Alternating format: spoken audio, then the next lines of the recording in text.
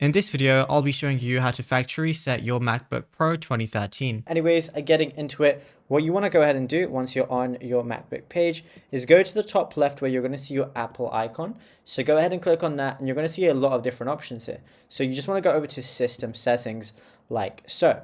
And it kind of works generally the same as however you would do it on an iPhone or something like that if you've ever factory reset one of those.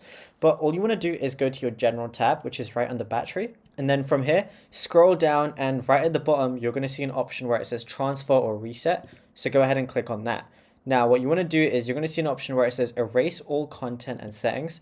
Go ahead and click on that. It's then going to need your password. So just go ahead and give it your password. So I'm going to do mine right now and unlock it. Then it's going to say erase all content and settings. All settings, media, and data for all volumes on this Mac will be erased. And it also shows the following items will also be removed. Then it shows everything that's going to be removed. So then all you want to do is press continue.